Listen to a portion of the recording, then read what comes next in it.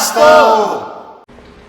Fala, padrinho! Estamos chegando com mais um Fala Pastor e hoje nós vamos responder duas questões. Uma sobre quarentena e outra sobre quaresma.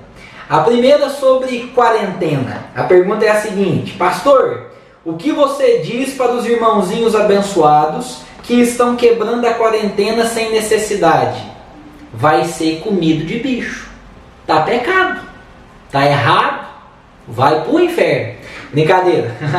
Claro que nós precisamos entender que nesse período que a gente se sente ansioso, que talvez a gente menospreza o vírus que está por aí, a gente precisa ser obediente às nossas autoridades, entender o tempo de reclusão, não quebrar a quarentena sem necessidade, entender esse tempo e glorificar a Deus nesse período em que nós estamos afastados uns dos outros. É difícil?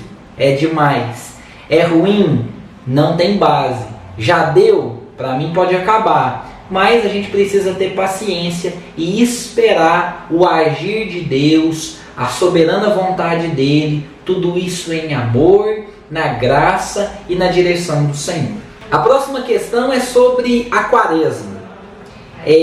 A pergunta é a seguinte: pastor, por que algumas pessoas não comem carne na sexta-feira da paixão? A gente deveria não comer? Bom, essa questão é muito interessante porque ela fala de um tradicionalismo da Igreja Católica. A Igreja Católica criou essa tradição de se abster de comer carne, tanto na sexta-feira da paixão, como alguns habitualmente em todos os 40 dias que antecedem esse período da Páscoa.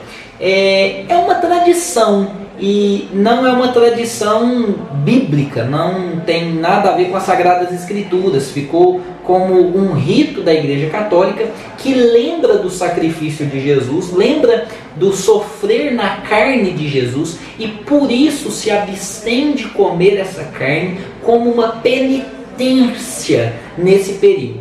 Como não se trata de algo bíblico, um mandamento, é por isso que nós adotamos o comer carne. Nós entendemos sim o sacrifício de Jesus, esses 40 dias e todo o período da Páscoa, e todo o período do ano litúrgico precisa ser algo reflexivo na nossa vida, de adoração, de nos levar à introspecção, mas um tradicionalismo como esse se torna algo simplesmente histórico e, como a própria palavra já diz, uma simples tradição. Isso não tem a ver com as Sagradas Escrituras e é por isso que a gente pode comer carne livremente. Nós sabemos que Jesus Cristo usa do pão para simbolizar o seu corpo, mas isso era só uma referência, não significa que ele estava falando de fato de ser o corpo dele. Assim também como o deixar de comer carne não vai nos aproximar ou